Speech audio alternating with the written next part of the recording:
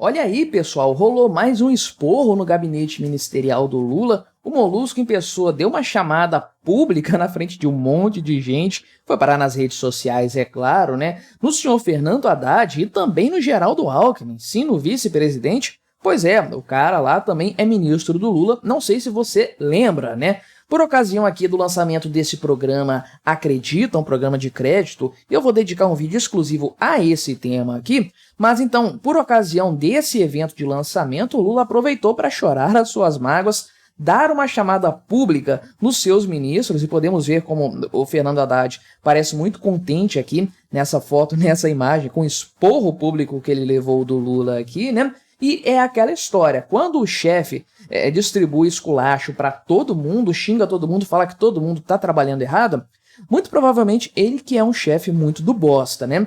Vamos conversar então sobre esse tema, sobre esse assunto, ver o Lula falando inclusive nesses termos com o Fernando Haddad, mas antes não se esqueça, deixe o seu like, o seu comentário neste vídeo, se inscreva no meu canal se você ainda não for inscrito, considere se tornar membro patrocinador do meu trabalho com valores a partir de R$ 1,99 por mês. Você me ajuda bastante dessa forma, pode ter certeza disso, né? Então, o que o Lula falou basicamente foi o seguinte, que o Haddad tinha que ler menos e gastar mais tempo lá conversando com o Congresso Nacional, né? Que o Lula não gosta de ler, todo mundo sabe, mas vamos ouvir ele falando então aqui com o Fernando Haddad, né?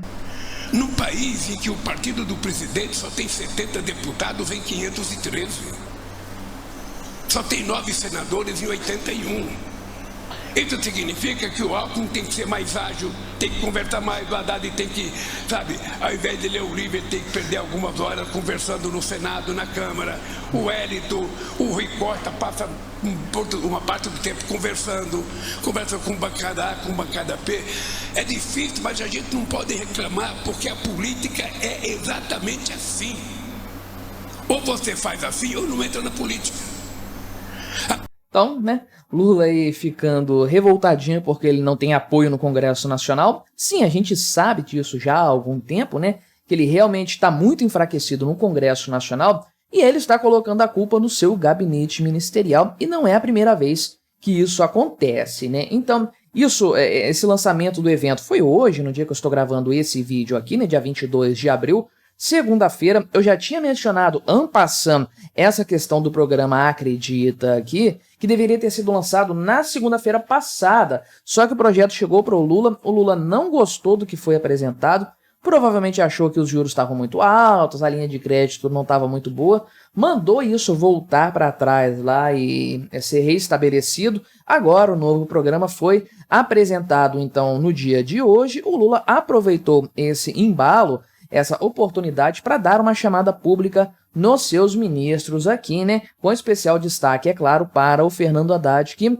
ao que tudo indica, a falta de articulação dele com o Congresso Nacional tem incomodado, o presidente Lula, né? É um ponto importante, sim, porque nesta semana, de forma específica, algumas pautas importantes para o governo, chamadas de pautas-bomba, por conta do seu potencial para destruir a questão fiscal do governo de forma geral, estão sendo votadas, ou vão ser votadas, analisadas no Congresso Nacional pelo menos, e o governo não tem muita coisa aí, não tem muito diálogo com o Congresso, no sentido de conseguir ou aprovar algo mais favorável para os seus interesses, ou pelo menos amenizar o tamanho do estrago. Parece que a coisa vai acontecer aí de forma estrondosa para o governo e não há nada que se possa fazer nesse sentido, uma vez que, como o Lula pontuou, enumerou, né, ele não tem praticamente ninguém no Congresso Nacional. 9 pessoas favoráveis a ele no Senado, né, de 81 cadeiras. Realmente, isso é praticamente nada, né? Ele tem 1/9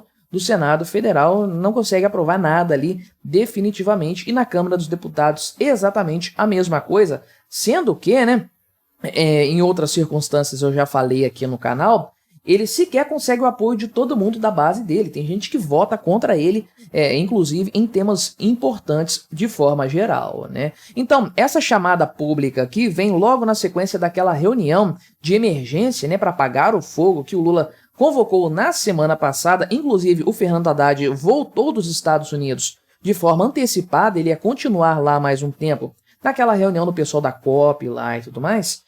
Então ele voltou antes para participar desses, tanto aqui dos eventos com o Lula quanto no Congresso Nacional, justamente por determinação do Lula, que exige essa posição dele aí, essa postura dele e de outros ministros também, né? Então houve um azedamento das relações aí do governo com o Congresso Nacional, que já não estavam boas, principalmente na pessoa do senhor Alexandre Padilha, que esse sim eu considero um baita de um incompetente, como diz o Arthur Lira aqui. Inclusive, né, ele usou esses termos, mas é verdade, o cara é ministro das Relações Institucionais, então o cara deveria articular, azeitar a relação do governo com todos os outros poderes, do Poder Executivo com o Legislativo e o Judiciário. Ok, o Judiciário anda bem, né, você sabe como é que é a coisa, mas o Congresso Nacional tá um terror. E o Alexandre Padilha é um cara que sobe o tom diversas vezes contra alguns desafetos do governo, o que não ajuda absolutamente nada nessa história. Agora tem a votação aqui da PEC do quinquênio, que é um terror fiscal para esse governo e para qualquer outro que venha depois, mas isso provavelmente vai passar com tranquilidade aí. Tudo indica que a coisa vai acontecer nesse sentido aí e vai ser uma tragédia para o governo Lula nesse momento aqui, né? E conforme eu falei, não sobrou apenas para o senhor Fernando Haddad, vários outros ministros levaram uma chamada de forma geral do governo Lula e tudo mais, por conta da questão ali realmente da falta de apoio no Congresso Nacional, né?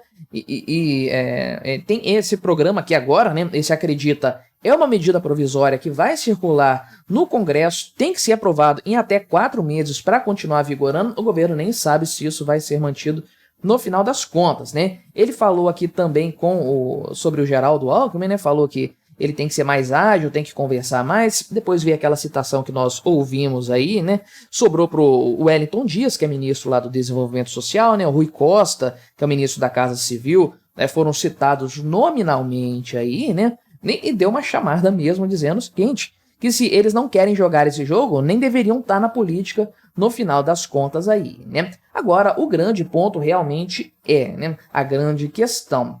Quando tudo está errado, todos os ministros estão deixando a desejar, será que o problema é do gabinete ministerial ou é do chefe desse pessoal, que é o presidente Lula? E eu tendo a acreditar mais nesse segundo ponto, porque realmente o que dá a entender dessa falta aí de habilidade política, né, realmente que o presidente da República não agrada a ninguém. Essa é a verdade. Governos aí bem diferentões conseguiram ter um apoio do Congresso muito melhor, né? O governo Lula é mais do mesmo, um governo já conhecido, já tem uma base estabelecida, já trabalhou bem com grande parte dos partidos que estão hoje aí na Câmara dos Deputados, no Senado Federal, já teve muito mais apoio no passado.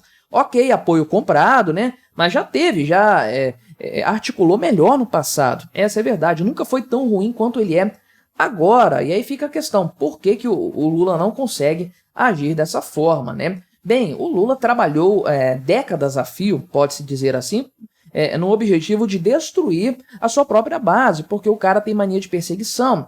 Ele não quer ter algum nome forte ali no partido que consiga fazer frente a ele. Então, ou ele simplesmente ostracizou pessoas que acabaram nem tendo mais poder político depois disso, né? Pessoas de confiança dele acabaram sendo presas, porque quem é pessoa de confiança para bandido costuma ser bandido também, né? Então um monte de gente acabou sendo preso aí, pessoas próximas do Lula, outros se desligaram do PT, foram fazer outra coisa e acabaram não sendo exatamente muito próximos, ficando muito próximos do Lula depois disso. Não sobrou ninguém para ele, sobrou só a Janja, né, que por acaso é a articuladora do governo. Eu fiz até um vídeo falando sobre isso aqui. Então o Lula causou todos esses problemas, fora tudo o que se pode colocar na conta dele em matéria de corrupção, de desvio de verbas, aí, de queimação de filme e tudo mais, né? E aí você tem, portanto, um governo liderado por um presidente da República que, ok, tem um apelo popular muito forte, muita gente vota no Lula por ele ser o Lula, mas, em contrapartida, as pessoas não votam nos deputados, nos congressistas que o Lula queria, né? A opinião política do brasileiro, de forma geral, é mais à direita, ainda que ele vote num cara como o Lula, pela personalidade do Lula, né? Por ele ser quem é, pelo histórico dele e tudo mais, ideologicamente falando, o brasileiro não vota de acordo com esse tipo aqui de pensamento que o Lula representa. Então nós temos um Congresso Nacional muito mais à direita, muito mais conservador, muito mais anti-PT, anti-Lula. Isso acaba tornando impossível praticamente o Lula governar o país com apoio do Congresso Nacional. Isso não vai acontecer agora, isso não aconteceu no começo e não vai acontecer em momento algum. Porque essa questão da falta de entrosamento, essa questão da falta aí de uma relação realmente entre o Poder Executivo e o Poder Legislativo é intrínseco ao atual modelo brasileiro, né, que nós temos hoje de governo aí, que traz a figura do presidente da República como sendo alguém que vence pelo carisma, né? E enquanto que você tem um Congresso Nacional que precisa aprovar tudo que o presidente faz e que é mais voltado por questões ideológicas, né? Não funciona de forma geral, deu problema já para o Bolsonaro no passado, né?